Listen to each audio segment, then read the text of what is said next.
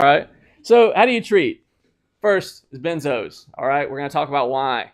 Next, environmental control. Okay. These people are tripping. Please don't put them in the middle of your loud, exciting, bright emergency department.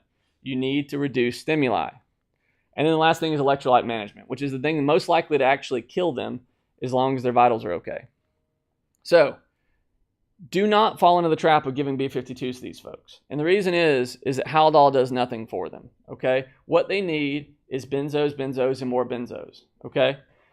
You can give this in a lot of ways, okay? If you've got the walking well who says, look, this is not cool. You know, they often get brought in by their buddy. I've seen this a few times over at Trinity in particular. For whatever reason, they just don't come to MCG with this stuff. But at Trinity, you know, some guy had a bad trip or whatever, and he comes in and he looks fine. He's okay. You don't even necessarily need to put an IV in him. It's okay to give a couple milligrams of PO Ativan, okay? That's okay. Just take the edge off, because it turns out coming at them with an IV and the 15 minutes that it takes to get that started is not always ideal. It can be a lot quicker just to give them some oral Ativan, okay? If they're a little bit sicker, IV or IM Ativan or Versed is actually probably a very reasonable thing.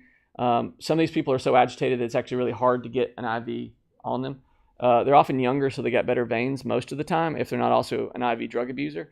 But remember the IM route as well, okay? If I was going IM, I'd probably go with Versed, something on the order of 10 milligrams for a full-size adult. If you're using IM Ativan, anywhere between 2 and 4 milligrams is probably quite safe. And then immediately establish an IV as soon as you can. Haldol has a lot of anticholinergic properties, which is common with particularly some of these sympathomimetic things, and it can increase their heart rates even further. So they often come in with heart rates in the 140s and 150s, and then you're giving them something that's going to raise that even higher. It's just generally a bad idea and doesn't really help the underlying problem, okay? One other thing here is ketamine may actually be a potential pharmacologic thing here. If someone came in on like a PCP, they're just like thrashing everywhere, what you might end up doing is you're stuck between two choices, okay?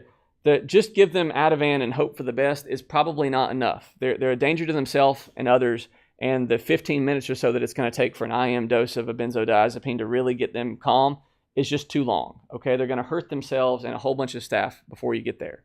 So one idea is to use a dissociative dose of ketamine to put them down, let them chill out, and then you can establish IV access, give them plenty of benzos, and then prevent an emergency reaction by doing that.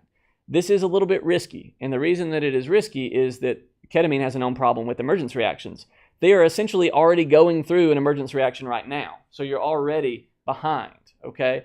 But that's actually what I would do. If there was a guy who's strapped to a gurney, he's, you know, in leathers or whatever, and he's just thrashing around, he's going to hurt himself or somebody else, and we can't do anything, I will give him IM ketamine, enough to dissociate him, which is often on the order of 4 mg per kilo, get an IV access, get fluids, get labs, and then start heavy benzos while that person is down, okay? The whole time that I would do that, I would be ready to intubate, which is really your only other option. That's the traditional option of, oh, this guy is just all over the place, let's just tube him, okay? And I would submit to you that even though ketamine is related to these other things, you can get access, get control, and give them enough medicines to manage your patient properly that is likely safer than the idea that sucks is your treatment of choice. Because that's really your other option, is to basically come at them with IM, etomidate, and sucks, which is not ideal if you can avoid intubating these people.